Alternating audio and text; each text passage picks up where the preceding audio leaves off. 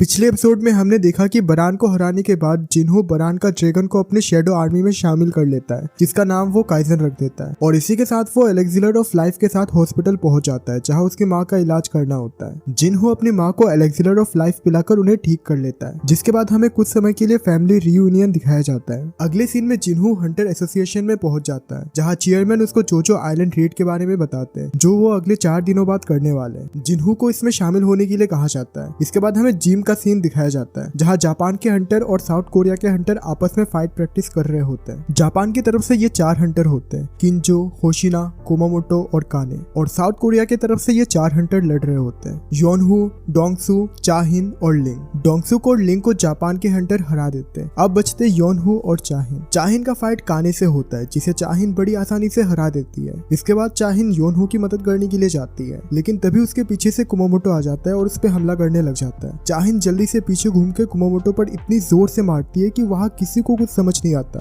इसके बाद कुमामोटो पागल सा हो जाता है। तभी वहाँ बैठे जापान के हंटर्स कहते हैं कि जब कुमामोटो पागल हो जाता है तब उसके सेंसेस गायब हो जाता है और वो अपने ही टीममेट पर हमला करने के लिए लग जाता है। जैसा कि जापान के हंटर्स बताते हैं कि कुमामोटो पागल सा हो जाता है, तो इसी वजह से कुमामोटो चाहिन पर हमला करने के लिए आगे बढ़ता है। कुमामोटो इतनी तेजी से हमला करने के लिए आगे बढ़ता है कि चाहिन को कुछ समझ नहीं आता है। और जैसे ही कुमामोटो चाहिन पर हमला करने के लिए छलांग मारता है, तब जिन्हो आके उसे रोक लेता है और वो कहता है कि मेरे ख्याल से लड़ाई खत्म हो चुकी है, हमें अभी हार मान लेना चाहिए। लेकिन कुमामोटो किसी की नहीं सुनता और वो जिन्हो पर हमला करने के लिए आगे बढ़ता है। और तभी जिन्हो उसे पकड़ के जमीन पर गिरा देता है। ये देखकर गोटो चौंक जाता है और वो अपनी मैनेजर से कहता है कि जाके जिन्हो से कहो कि वो मुझसे लड़े। जिन्हो इसे एक्सेप्ट कर लेता है। जिन्हो सोचता है कि बरान को हराने के बाद अब मुझे अपनी पावर्स के टेस्ट करनी चाहिए। और इसके बाद गोटो और जिन्हो का फाइट शुरू हो जाता है। अगर आपने हमारे पिछले एपिसोड को नहीं देखा तो इस वीडियो के डिस्क्रिप्शन में जाके उसे देख सकते हो। इसके बाद आप इस एपिसोड को देखना। अब देखते हैं एपिसोड 10 को। अब शुरू होता है 2 एस रैंक हंटर के बीच फाइट,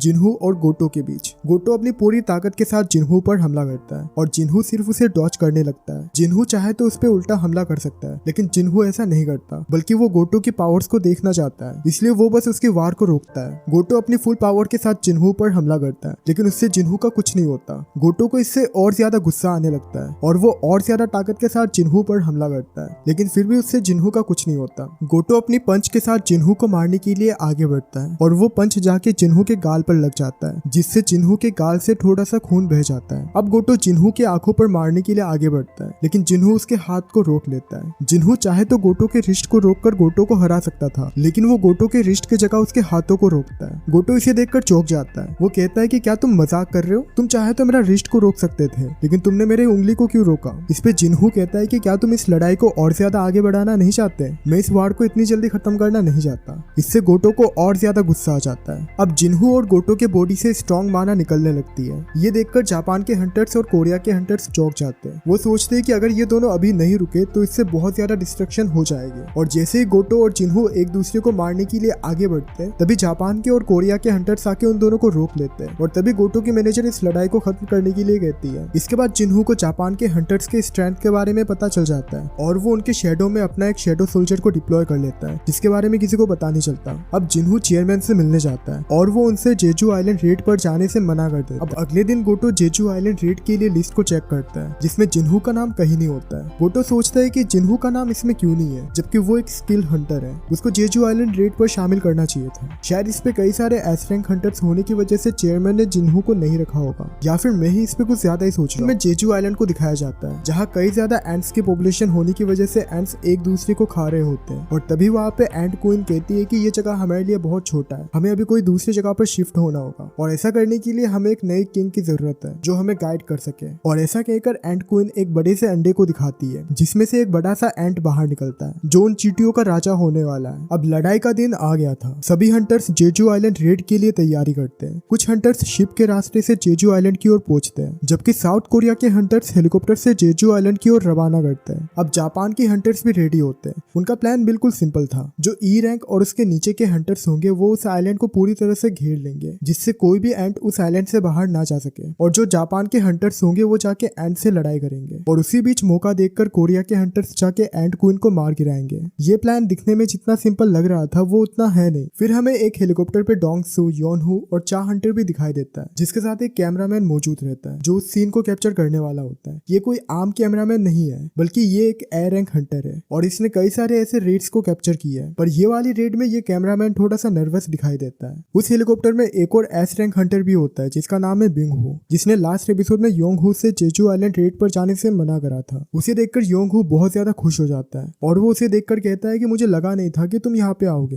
तभी बिंग हू उसे मजाक में कहता है कि अगर मैं यहाँ नहीं आता तो तुम्हें हील कौन करता। ये सब बातें चल रही होती है और वो बहुत ज्यादा खुश हो जाते हैं और तभी गोटो का टीम जेजू आइलैंड पर पहुंच जाते हैं और वो खुद को 4 ग्रुप में डिवाइड कर लेते हैं, अल्फा, ब्रावो, चार्ली, डेल्टा। ये 4 ग्रुप उस आइलैंड के चारों कोने पे जाएगी और एंट को बिजी रखेगी जिससे सारे एंट बाहर आ जाएंगे और इसी बीच कोरिया के हंटर उस आइलैंड के सेंटर पर जाएंगे और क्वीन को मार गिराएंगे जिससे सभी एंट क्वीन के साथ साथ तुरंत मर जाएंगे और इसी से ये वार भी खत्म हो जाएगा। और इधर कोरिया का एक हेलीकॉप्टर जेजू आइलैंड पर पहुंच चुका था और तभी हेलीकॉप्टर का गेट खुलता है जिससे जॉनिंग बाहर आता है और वो अपनी फायर फ्लेम से चींटियों पर हमला करता है जिससे सिर्फ 2-3 चींटी ही मरती है। जॉनिंग का ये हमला काफी असरदार नहीं था। जॉनिंग भी अब समझ जाता है कि ये चींटियां काफी ज्यादा इवॉल्व हो चुकी है। अब जॉनिंग काफी हाई फ्लेम का इस्तेमाल करता है और वो चींटी पर हमला करता है। इससे हेलीकॉप्टर भी शेक करने लगती है और उसके इसी फ्लेम से काफी ज्यादा चींटी मर जाती है। जॉनिंग अपने हंटर से कहता है कि तुम लोग यही रुको, मैं नीचे जाकर रास्ता देख के आता हूँ, फिर तुम लोग आना। फिर जॉनिंग नीचे जाता है और चींटियों पर एक के बाद एक हमला करने लगता है जिससे काफी ज्यादा चींटियां मर जाती है। अब जैपनीज हंटर को कई सारे गुफा नजर आते हैं जिससे उन्हें समझ नहीं आता कि उन्हें कौन से गुफा में जाना चाहिए। अब जॉनिंग उन सभी गुफा की तरफ अपना फायर फ्लेम छोड़ता है जिससे सभी गुफा नष्ट हो जाती है सिवाय एक गुफा के, और तभी उन्हें समझ आता है कि शायद चींटियां इसी गुफा की तरफ होंगी और वो इसी गुफा की तरफ बढ़ने लगते हैं। अब दूसरे सीन में हमें ये नजर आता है कि एक हंटर अपने जख्मी हालत में बाहर निकलता है और एक हीलर से खुद को हील करने के लिए कहता है, लेकिन तभी वहाँ पे एंट क्वीन का हमला हो जाता है जिससे उस हीलर का सर गायब हो जाता है और इसी के साथ ये एपिसोड खत्म हो जाता है। अब वीडियो को खत्म करने से पहले मेरा आपसे एक सवाल है, जितने भी हंटर गिल्ड ने जेजू आइलैंड पर रेड करने के लिए शामिल हुए उनमें से एक ऐसा इंसान है जो कोई हंटर नहीं है, जो एक सेलिब्रिटी है, वो सिर्फ अपनी पॉपुलैरिटी गेन करने के लिए इसमें शामिल हुआ है। अगर आपको उसका नाम याद है तो आप कमेंट बॉक्स में जरूर लिखना। जो भी सही जवाब देगा हम उसके कमेंट को पिन करेंगे और अगर आप उसका नाम नहीं जानते हो तो आप कमेंट बॉक्स में लिखना, हम 2 दिन बाद आपको बताएंगे। साथ ही आप किस टॉपिक पर वीडियो देखना चाहते हो हमें कमेंट बॉक्स में जरूर बताओ और अगर ये वीडियो पसंद आए तो इस वीडियो को लाइक करना। मिलते हैं किसी नए वीडियो में नए टॉपिक के साथ, तब तक के लिए सायोनारा।